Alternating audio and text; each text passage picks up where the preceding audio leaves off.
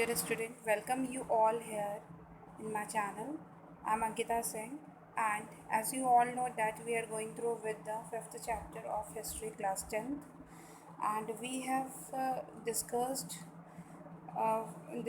about some of the topic like industrialization in the colony. The last we have discussed about the industrialization in the colony, and before that we have also discussed about the life of the workers,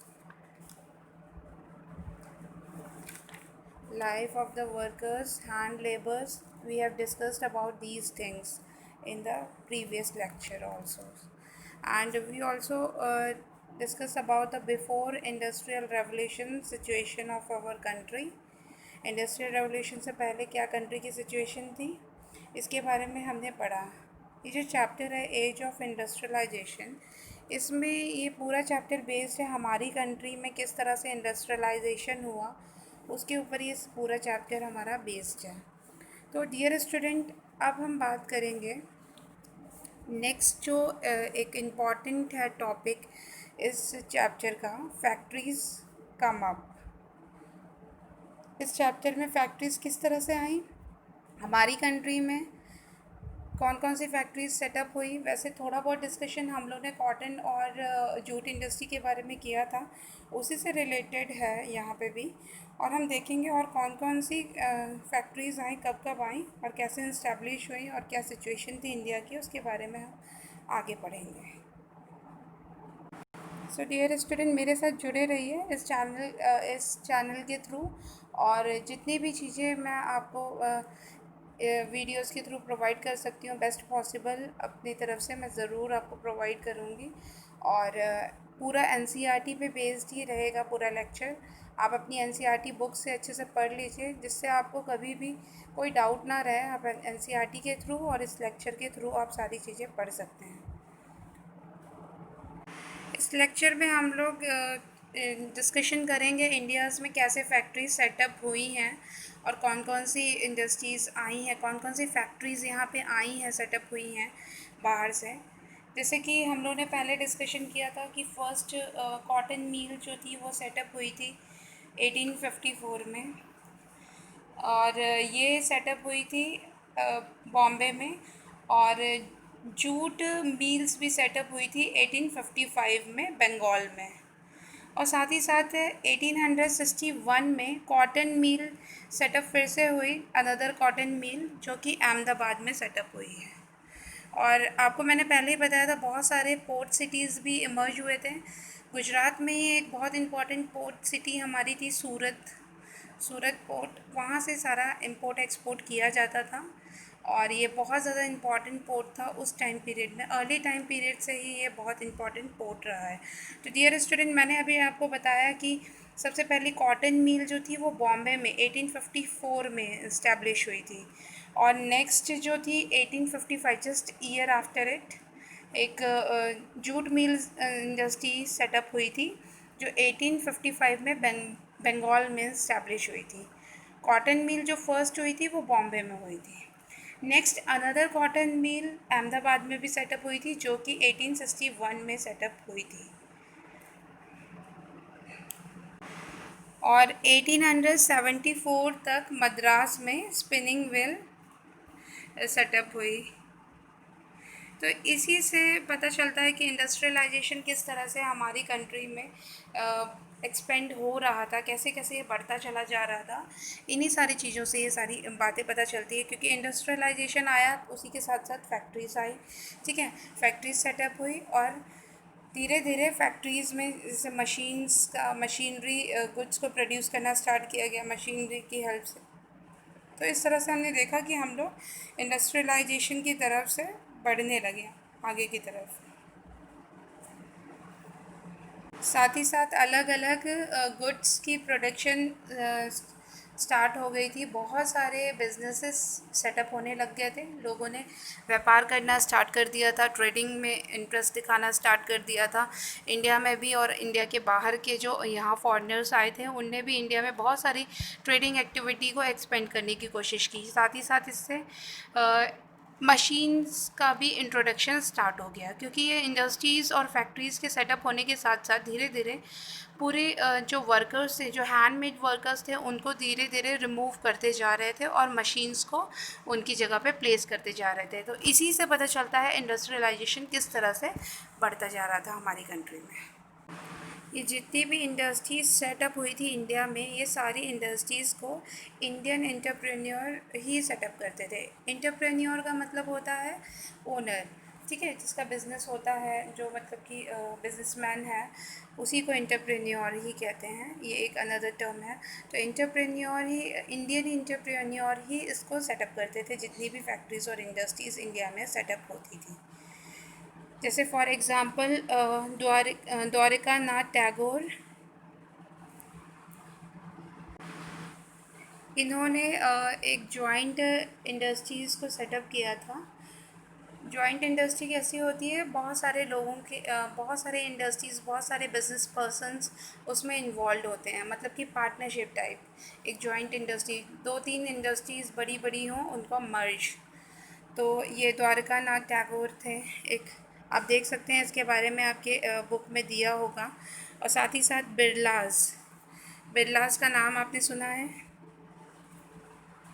बिरलास जैसे कि Aditya Birla group, आपने इनका नाम तो सुना होगा, बहुत ज़्यादा पॉपुलर है। और इन्होंने भी बिरलास जो हैं ये मालवाड़ी ग्रुप के मेंबर थे। और ये जो है इन्होंने कॉटन इंडस्ट्रीज़ को ही सेटअप किया था, कॉटन फैक्ट्रीज़ को ही सेटअप किया था। और काफ़ी ज़्यादा नाम है आजकल के बिज़नेस टाइकून्स में, बिरला, टाटा, इन सब का नाम तो सुनने को मिलता ही है हमें, आप जानते होंगे, बड़े बड़े बिज़नेस टाइकून्स हैं।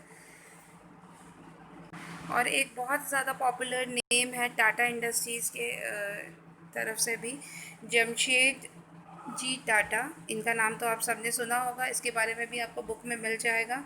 ये इंडस्ट्रीज़ के फादर कहलाते हैं, ठीक है।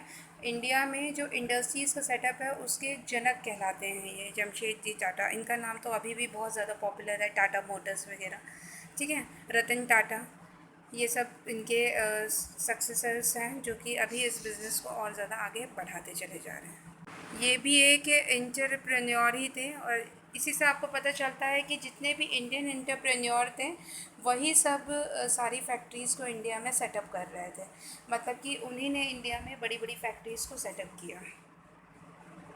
अब आप सोच रहे होंगे ये जो एंटरप्रेन्योर थे, इनके पास पैसा कहाँ से आया था इतना बिज़नेस सेटअप करने का, फैक्ट्रीज़ को सेटअप करने का इंडिया में। तो ये जो एंटरप्रेन्योर थे, इनके पास जो पैसा आया था वो चाइनीज़ ट्रेड से आया था। चाइनीज़ के साथ जो ट्रेडिंग करते थे, चाइनीज़ ट्रेड से इनको पैसे मिलते थे। और कॉटन शिपमेंट्स जो होती थी, कॉटन जो पहुँचाया जाता था इंग्लैंड तक, उससे इनको पैसा मिलता था, ठीक है। कॉटन शिपमेंट से मतलब कि यहाँ पे जो कॉटन प्रोड्यूस होता था उसका जो शिपमेंट होता था, उससे पैसा मिलता था, मतलब जो जितना भी यहाँ से एक्सपोर्ट किया जाता था उससे इनको पैसा मिलता था, और उसी से ये अपने बिज़नेस को सेटअप कर सके। और आज भी आप देख सकते हैं कि इनका बिज़नेस कितना ज़्यादा आगे बढ़ चुका है। अब तो फैक्ट्री सेटअप हो गई, अब बात होती है कि वर्कर्स कहाँ से आए। तो ये जो वर्कर्स हैं ये इंडिया में आए थे, मतलब 1901 की अगर हम बात करें तो 1901 में इंडिया में अबाउट 6 लाख वर्कर्स थे, जो कि इंडस्ट्रीज़ में और फैक्ट्रीज़ में वर्क करते थे। और 1946 तक आते आते ये जो फिगर थी ये 25 लाख तक हो गई थी। मतलब कि अब 1946 ईयर में ये जो है ये फिगर बढ़ के हो गई 25 लाख तक। और ये मतलब कि एक अच्छी खासी फिगर थी, जो कि मतलब कि बताती थी कि इंडस्ट्रीज़ का कितनी जल्दी जल्दी इंडस्ट्रीज़ आगे बढ़ रही है और कितने लोग इसमें इंगेज हैं। मतलब कि ये जो एज ऑफ इंडस्ट्रियलाइजेशन ये जो चैप्टर है, इससे हमें ये पता चला कि किस तरह से हमारा, जैसे कि हैंडमेड लेबर से हम धीरे धीरे इंडस्ट्रियलाइजेशन की तरफ बढ़ते चले गए और पूरी एक कंट्री इंडस्ट्रियलाइज्ड होती चली गई।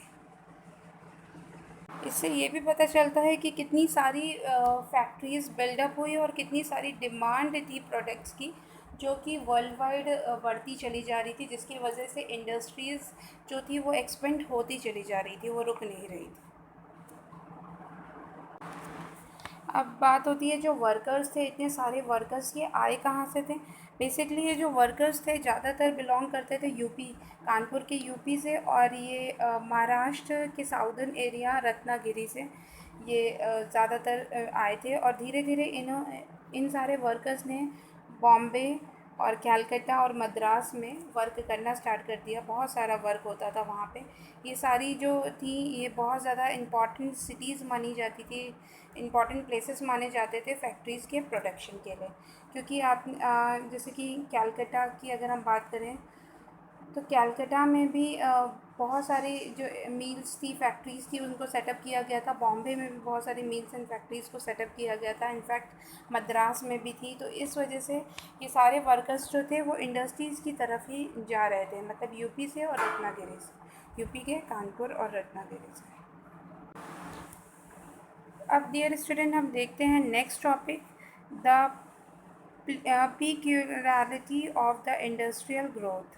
इस लेक्चर में हम लोग बात करेंगे इंडस्ट्रियल एज के कुछ बहुत डिफरेंट और अनयूजुअल फीचर्स के बारे में हम बात करेंगे। चलिए स्टार्ट करते हैं ये टॉपिक।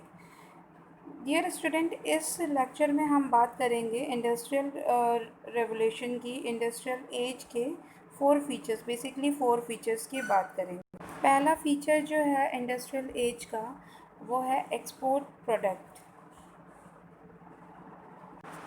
एक्सपोर्ट प्रोडक्ट में सबसे पहली चीज़ें जो पॉइंट्स हैं इसमें, ये फर्स्ट फीचर है export product.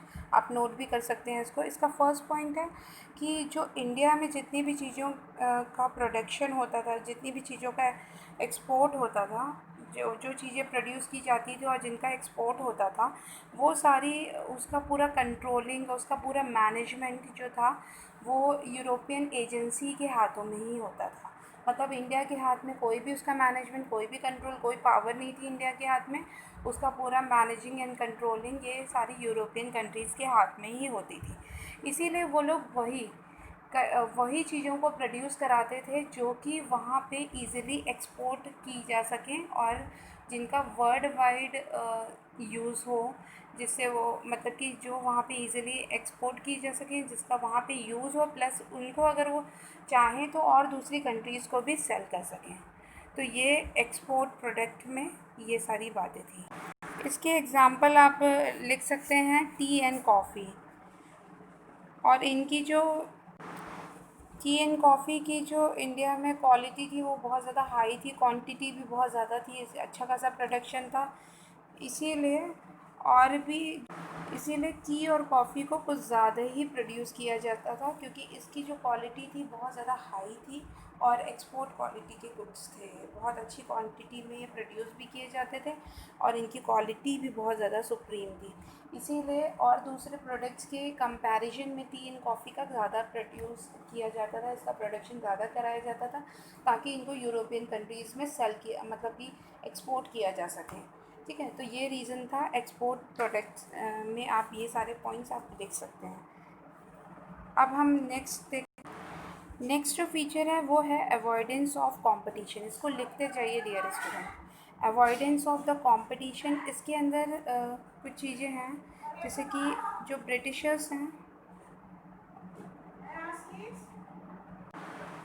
Avoidance of competition में आप ये लिख सकते हैं कि जैसे जो ब्रिटिशर्स थे, ब्रिटिशर्स हम लोग से जो जितनी भी चीज़ें थी वो वही चीज़ें प्रोड्यूस करवाते थे जो कि वहाँ पे इजीली एक्सपोर्ट हो सके, जो उनके यूज़ की हो और जो वो बाहर की कंट्रीज़ में भी सेल कर सकें।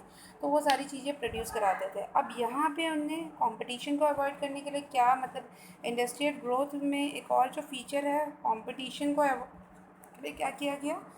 यहाँ पे देखिए, जितनी भी 19वीं सेंचुरी की अगर हम बात करें तो जितने भी यहाँ के जो प्रोड्यूसर्स थे वो ज़्यादातर वही चीज़ों को प्रोड्यूस करवाते थे जो चीज़ें ब्रिटिश इंपोर्ट वाली ना हो, मतलब कि ब्रिटिशर्स उनको इंपोर्ट ना करें। ठीक है, तो ब्रिटिशर्स के इंपोर्ट करने लायक जो चीज़ें नहीं होती थी वही यहाँ पे प्रोड्यूस कराते थे। जैसे कि फॉर एग्ज़ाम्पल यान जो था वो इंडिया में ही यूज़ होता था। ठीक है, यान का यूज़ इंडिया में ही होता था। मुझे पता है, आप सबको पता होगा यान क्या होता है, बताने की ज़रूरत नहीं है। यान जो है, यान का यूज़ इंडिया में ही ज़्यादा होता था, और ये जो यूज़ है, ये चाइना को एक्सपोर्ट भी किया जाता था। मतलब यान को चाइना को भी एक्सपोर्ट किया जाता था और इंडिया में भी यूज़ हो जाता था। तो इसीलिए वही चीज़ ये प्रोड्यूस करवाते थे जो कि इंडिया के ही यूज़ की हो या किसी और कंट्री के, ब्रिटिशर्स की यूज़ की ना हो। तो ये वैसा अपने कंपटीशन को कम करने के लिए इनने ऐसा किया था। जो थर्ड फीचर है उसका, थर्ड फीचर आप नोट कर लीजिए, shift from yarn to clothes. ये shift from yarn to cloth में आप जो पॉइंट्स लिखेंगे, ये भी एक फ़ीचर है, थर्ड फीचर है। अब इसमें आपको क्या लिखना होगा कि जो यार्न है, पहले जितने भी बिजनेसमैन थे, जितने भी प्रोड्यूसर थे, उनका बिज़नेस था यार्न को प्रोड्यूस करना। लेकिन अब वो अपने यार्न को प्रोड्यूस करने वाले बिज़नेस को हटा के अब वो क्लोथ्स को प्रोड्यूस कर रहे थे, ठीक है।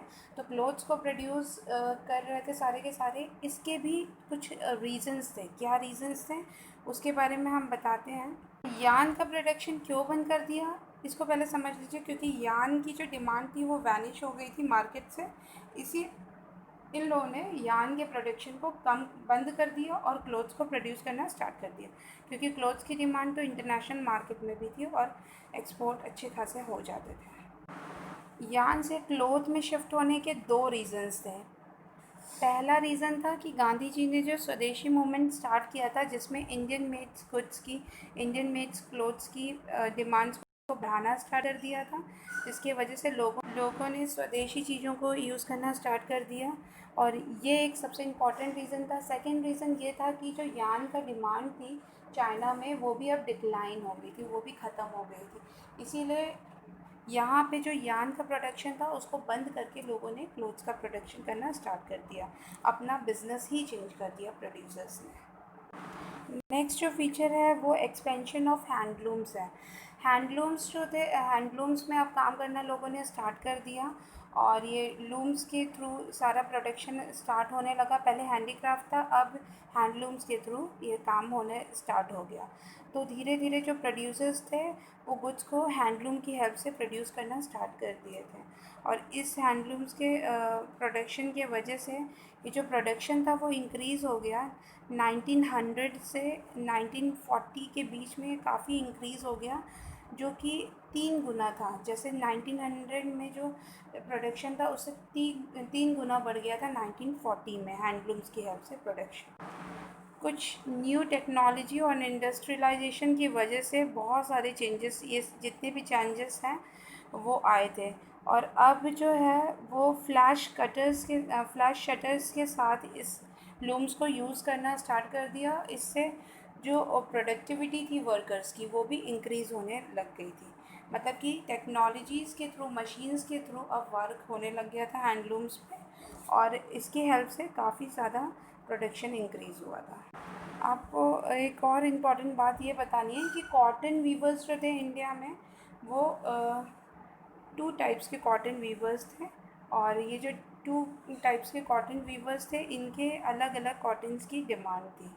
एक कॉटन वीवर्स थे जो कोर्स कॉटन्स को प्रोड्यूस करते थे, और एक कॉटन वीवर्स थे जो फाइन कॉटन्स को प्रोड्यूस करते थे। जो कोर्स कॉटन्स को प्रोड्यूस करते थे, वो जो कॉटन्स था वो थोड़ा सा पुअर क्वालिटी का कॉटन होता था, वो इन्फीरियर क्वालिटी का कॉटन होता था, जिसको पुअर पीपल्स यूज़ करते थे, और उनकी जो डिमांड होती थी वो अनस्टेबल रहती थी, ठीक है। और जो फाइन कॉटन गुड्स थे वो थोड़े से क्लासी पीपल, थोड़े स्टैंडर्ड के पीपल यूज़ करते थे, वो एक्सपोर्ट क्वालिटी गुड्स होता था।